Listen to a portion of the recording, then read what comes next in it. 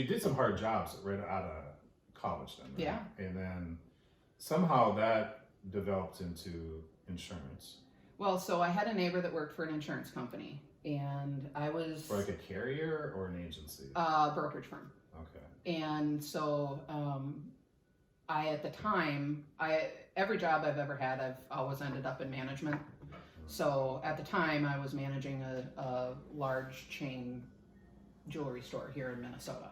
Okay.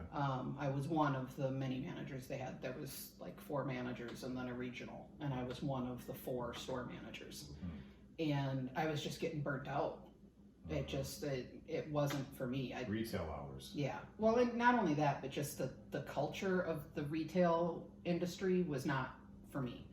And when I hear management too, I think a lot of times you get stuck in almost like a babysitter. Yeah. Position. Yeah. Yeah. Don't do that. Right. Yes. And for me, I'm very much so. I like to help people, and I like to reward people for what they do. And this particular chain of stores did not feel that way. It was very much so, we're going to reward the people at the top, and the people who are actually out walking the floor for 10 hours a day on carpeted concrete, they're fine. They're a dime a dozen. And that just doesn't work with my personality type, especially having been that person that walked so I was always in a constant clash. Yeah, so, I'm with you. I mean, sure, this is an entry-level position, right? But that doesn't give you a right to treat them like crap. And without them, you're out of business. And I literally out of business. I literally said that once in a meeting where they said that they were going to give all the managers raises, and I'm like, well, what about the staff?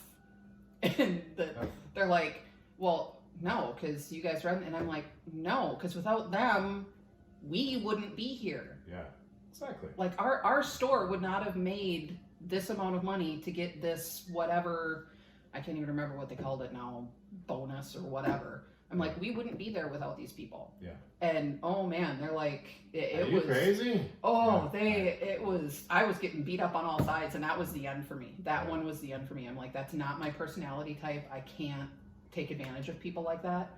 Yeah. So well, good for you. I went home, and I went across the street to my neighbor who was my friend, and I'm like, do you know anybody in your building that's hiring? I don't care. I will answer phones. I do not care. I have to get out of where I am. And she's like, it's really funny that you came over. I was going to come over and talk to you tonight. What? She goes, our secretary walked out the door today. Just out the door. Crazy. She's like, and she goes, I know you can type. She goes, I know you can write well.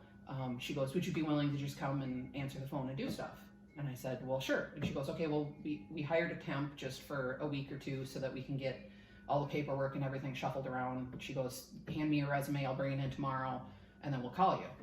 So I emailed her my resume, and she calls me. She's like, hey, can I come over quick? And I'm like, sure. She's got the owner of the company, who she's friends with, on the phone. And he's like, well, our secretary was the sister to one of our underwriting assistants. Secretary left, sister left. Oh. So they're like, now we have 2 positions open. Oh. They're like, do you know somebody who would want the secretary position? I'm looking at your resume, and I think you would be fine as an underwriting assistant. I think you would do a really good job there. Sweet. And I was like, if you're willing to hire somebody without the experience, I'm willing to give it a go and try and learn. And I don't have a problem with that. And thus started my insurance career. How old were you at the time? 22, 23. Okay. That's up to go. Yeah. So, I've been in the industry for 20, 20 years. So your first position in insurance was an underwriting assistant. Yeah. What were the other positions you filled along the way?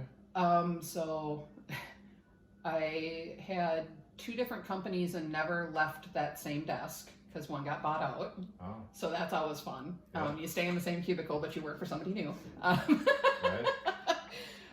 Then I went over to the agency side, and I worked on the agency side for a while.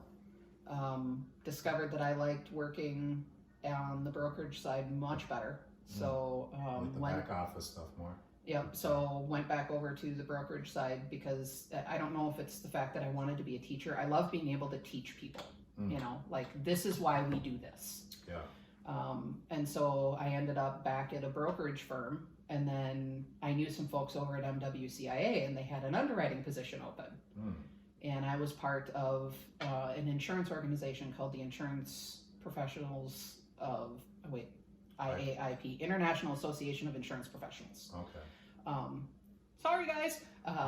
I'm no longer a member there, but I had a lot of contacts. And so they said, hey, can you blast this out to your contacts? Because, we're looking for somebody. And so I did. And so I was, I had somebody who worked at MWCIA that was part of it with me. And I happened to be the regional vice president at the time. So they were like, hey. And finally they called me up and they're like, why are you not applying? At the MWCA? Yeah. Okay.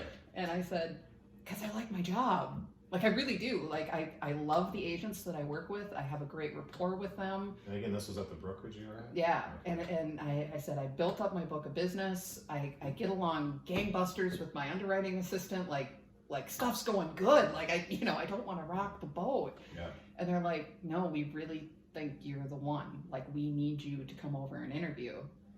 And then they laid down the benefits package, and it was one of those things where, I was a mom, my kids were young at the time, and boy, they gave me every other Friday off. Like, this is my Friday off. Oh, nice. So, with 2 kids at home, and I get a weekday off, that means I can go volunteer at their school, and I don't have to take time off. Yeah.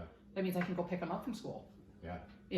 It's all these little things, and just, they wouldn't have even had to pay me better, but they did.